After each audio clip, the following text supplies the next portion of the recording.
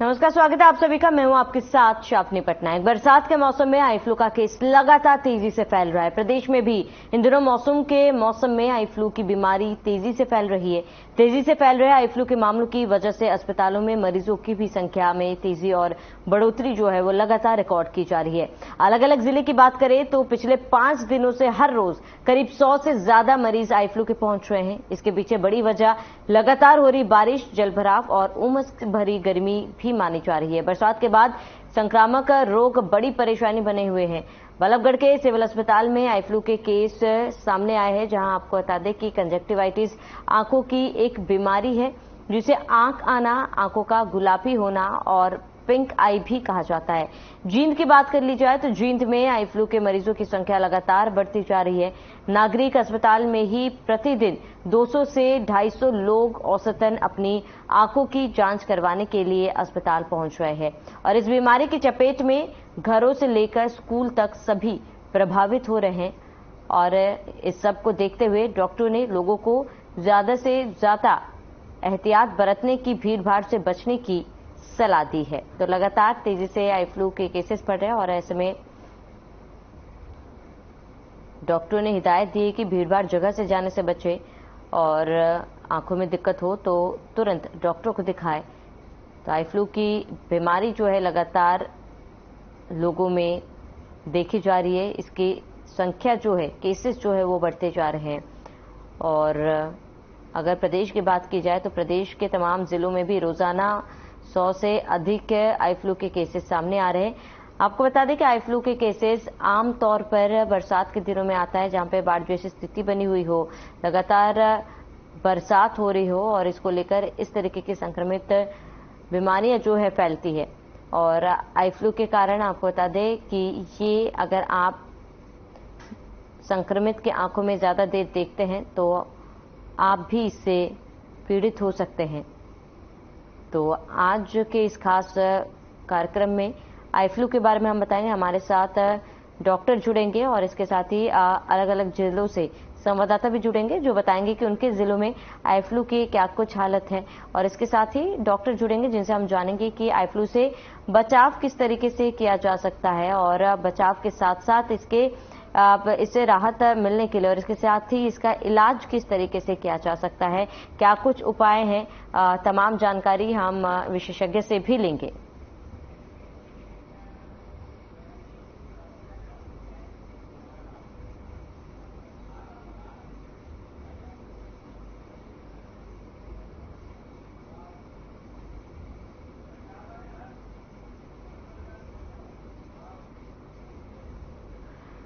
वहीं अधिक जानकारी के लिए डॉक्टर और इसके साथ ही अलग अलग जिलों से संवाददाता जुड़ चुके हैं। हमारे साथ डॉक्टर कैंचुक मारवाड़ जुड़ चुके हैं, हमारे साथ मोनू पांचाल फरीदाबाद से संवाददाता जुड़ चुके हैं और लक्ष्य वर्मा हमारे साथ जुड़ चुके हैं। आप सभी मेहमानों का बहुत बहुत स्वागत है। सबसे पहले डॉक्टर कैंचुक जी, आपका रुख करूंगी क्योंकि लगातार आई फ्लू की बीमारी तेजी से फैल रही है और लोगों में इसका संक्रमण जो है देखा जा रहा है। क्या कुछ मुख्य कारण है जिसके वजह से लोग आई फ्लू से पीड़ित हो रहे हैं?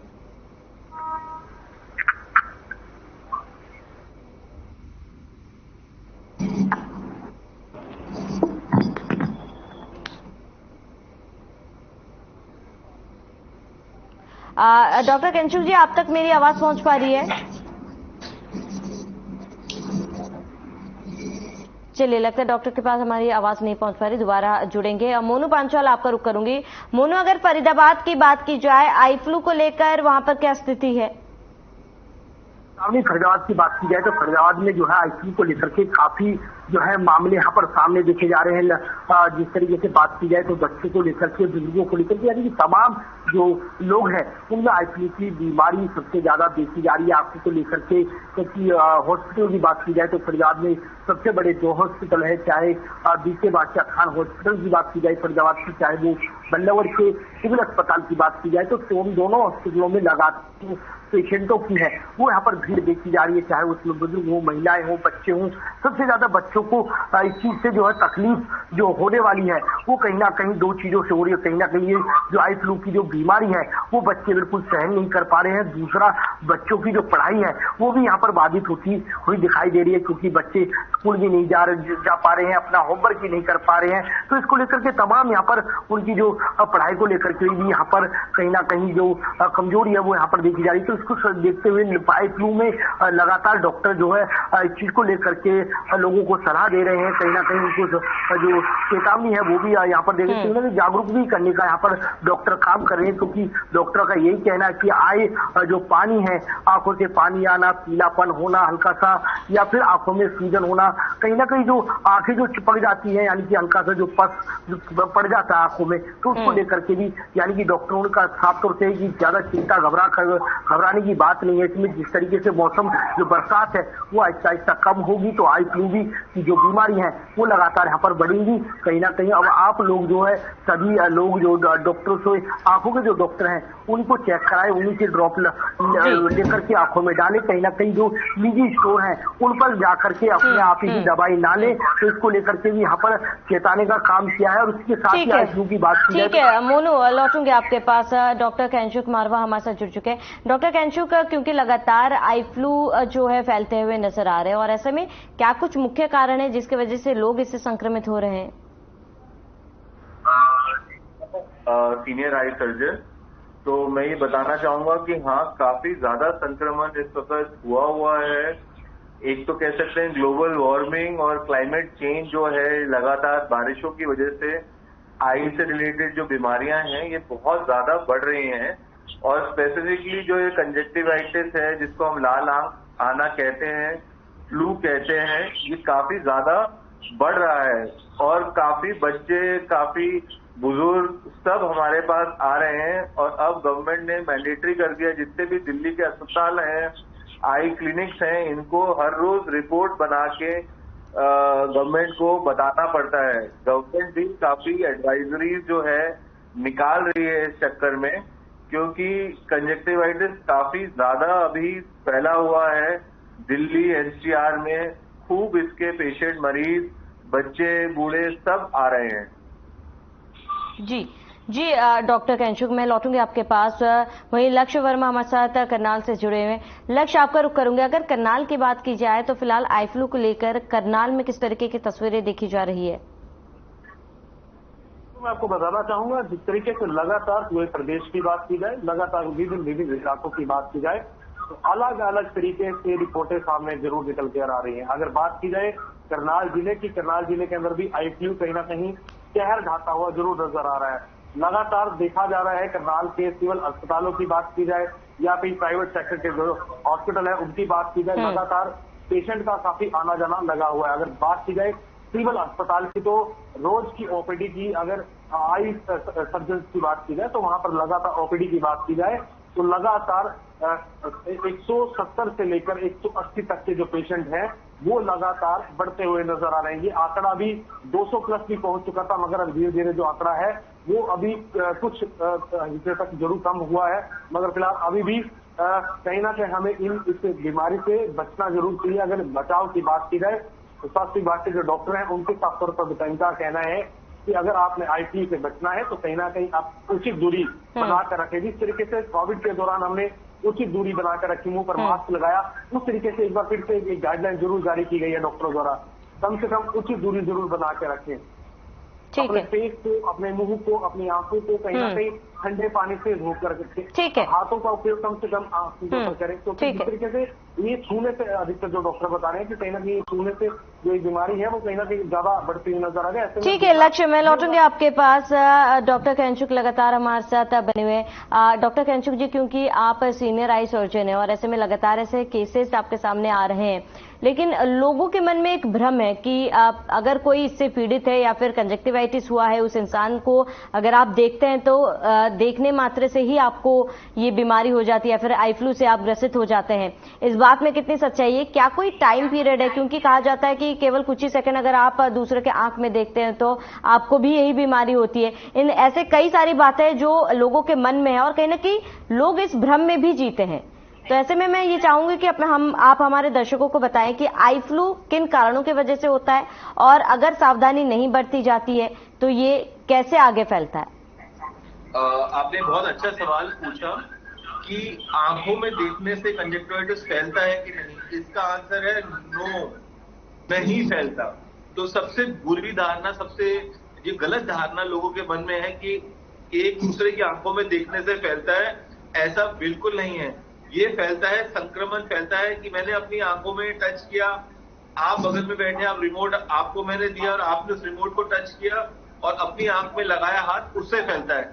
आप बाहर गए, आपने किसी से, सब्जी वाले से या किसी शॉप से आपने नोट एक्सचेंज किए, तो आपने वो जो नोट अपनी जेब में डाला, उसको कंजक्टिवाइटिस था, वो हाथ आपने अपनी आंख में लगाया। तो सबसे जरूरी मैसेज मैं आपके चैनल के माध्यम से देना चाहूंगा कि जो भी घर वाले हैं, जो भी बच्चे हैं, उनको बोले हाथ सैनिटाइज करें, वॉश करें, हाथ साबुन से धोएं। अपने बच्चों को स्कूल से वापस आते हैं, आपके हस्बैंड घर वापस आते हैं, उसको बोलिए हैंड वॉश अच्छे से करें। तो बार बार हाथ धोए। अभी मेरी यही सारे जितने दर्शक हैं, इनसे रिक्वेस्ट है कि अपने हैंड वॉश करें और घबराएं नहीं। कई बार ऐसा होता है कि हमें लगता है कि सिर्फ कंजक्टिवाइटिस, कई पेशेंट ऐसे आ रहे हैं जिनको कोई और बीमारी है, बट वो प्रेजेंट एज अ रेड आई कर रही है। तो अपने जो नजदीकी डॉक्टर हैं, आई स्पेशलिस्ट हैं गवर्नमेंट अस्पताल में, या आपके नजदीकी कोई डॉक्टर हैं, आप उनको दिखाएं। सेल्फ मेडिकेट ना करें, क्योंकि आजकल क्या है कि मेडिकल शॉप पे गए और कोई जैसे स्टेरॉइड की दवाई है, अपने आप खरीद ली और डाल ली, ये बिल्कुल नहीं करना है। बिल्कुल डॉक्टर केंचु, क्योंकि ये भी बहुत सही बात कही आपने कि आमतौर पर लोग क्या करते हैं, आसपास के क्लिनिक या मेडिकल शॉप चले जाते हैं, वहां से दवाएं ले आते हैं या फिर आई ड्रॉप्स ले आते हैं और उन्हें लगता है कि ये सब जो है फिलहाल ठीक हो जाएगा। ऐसे में डॉक्टर केंचु, मैं ये जानना चाहूंगी, क्योंकि आई फ्लू के लिए कहा जाता है कि मिनिमम 10 दिन का समय लगता है इसे ठीक होने में, और ऐसे में अगर आई फ्लू ठीक हो जाता है तो क्या इसके आफ्टर इफेक्ट्स जो है आंखों में देखे जाएंगे?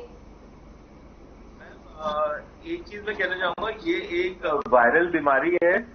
इस बार का जो आई फ्लू है, इसमें आईज ज्यादा रेड हो रही हैं, तो इससे घबराने की जरूरत नहीं है। ये सेल्फ लिमिटिंग कंडीशन है। अगर घर में जैसे लुब्रिकेटिंग आई ड्रॉप है, वो उससे थोड़ा सा स्टार्ट कर सकते हैं, फिर अपने डॉक्टर से पूछ के जो भी दवाई वो बताएं वो यूज कर सकते हैं।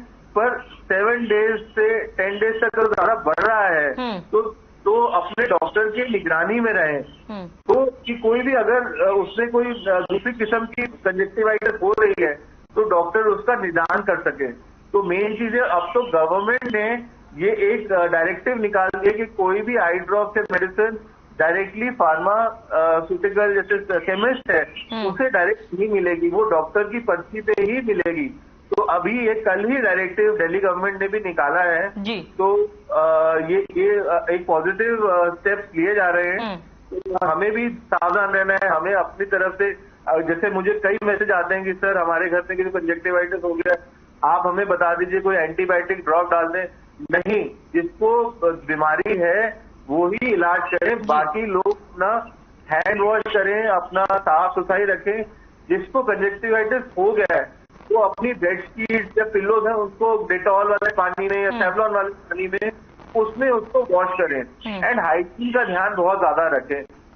काला चश्मा भी जैसे लोग पहन रहे हैं वो इसलिए पहन रहे कि किसी को बुरा ना लगे, क्योंकि आंख लाल आंख थोड़ी सी गुस्से वाली आंख लगती है, तो इसलिए लोगों ने जिन्होंने काम पे जाना जरूरी है इसलिए वो लाइट कलर का गॉगल पहन लेते हैं, सो दैट कि सामने वाले को थोड़ा सा बुरा ना लगे। ठीक है डॉक्टर, मैं लौटूंगी आपके पास। मोनू, आपका रुख करूंगी, क्योंकि डॉक्टर साहब ने बताया कि कई गाइडलाइंस जो है फिलहाल सरकार की तरफ से भी जारी कर दिए गए हैं।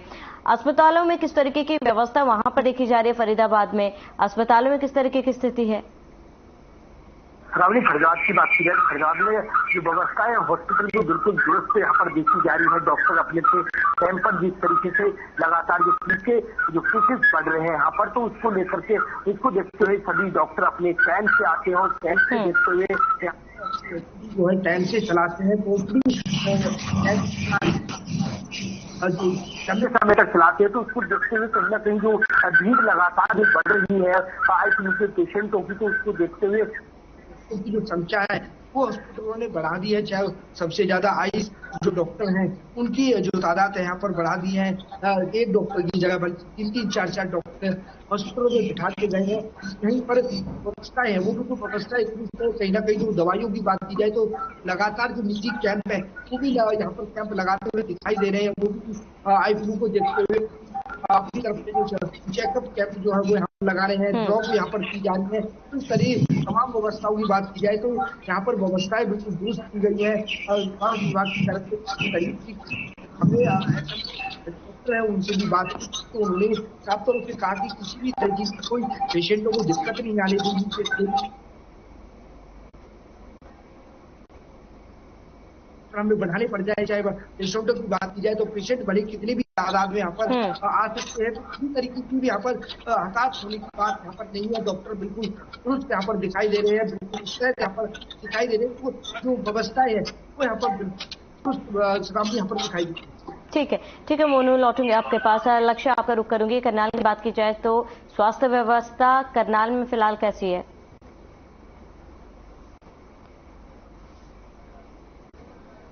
रिपोर्टर आउट ऑफ वो है। चलिए, लक्ष्य तक हमारी आवाज नहीं पहुंच पा रही है, लक्ष्य के पास लौटेंगे। डॉक्टर लगातार हमारे साथ बने हुए। डॉक्टर, क्योंकि कहा जाता है कि आई फ्लू का इलाज जो है लोग ज्यादातर घर में ही करें, और ऐसे में फिलहाल इंटरनेट पे लोग ज्यादातर कोशिश करते हैं कि इंटरनेट में वो पढ़ लेते हैं कि आई फ्लू क्या है, इसका इलाज किस तरीके से किया जा सकता है, और आमतौर पर लोग जो है उस पर निर्भर कर जाते हैं। और इंटरनेट की बात की जाए तो वहां पर 10 तरीके की चीजें जो है लिखी जाती है। कभी कहते हैं कि ठंडे पानी से आंख धोया जाए, लेकिन कई जगह पर गलत जानकारी भी जो है वो दी जाती है और लोग उसको फॉलो भी करते हैं, जिससे नुकसान होता है आगे। ऐसे में मैं ये चाहूंगी कि आप हमारे दर्शकों को ये बताएं कि इंटरनेट पर ज्यादा जो है डिपेंडेंट ना रहे, और इसके साथ ही डॉक्टर के संपर्क में रहना कितना ज्यादा जरूरी है। मैम, मैं काफी ज्यादा एक्चुअली समर्थक हूँ आर्टिफिशियल इंटेलिजेंस का, पर आर्टिफिशियल इंटेलिजेंस सिर्फ मशीनों तक ही सीमित रहे तो अच्छा है।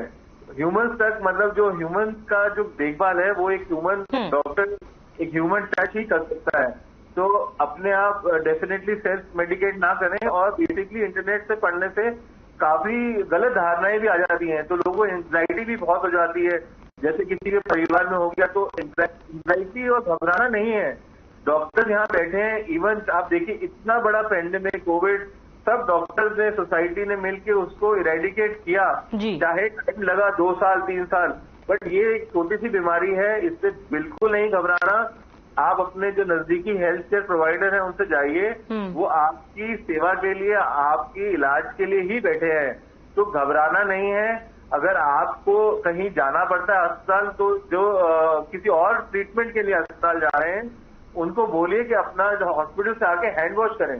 तो हमारे पास जो नॉर्मल जैसे चश्मा दिखाने के लिए या नॉर्मल रेटिना की जांच के लिए भी आते हैं, तो हम उसके परिवार वालों को स्पेशल निर्देश देते हैं कि आप प्लीज बार बार अपने हाथ सैनिटाइज करिए, क्योंकि हॉस्पिटल में संक्रमण फैलने का चांस ज्यादा रहता है।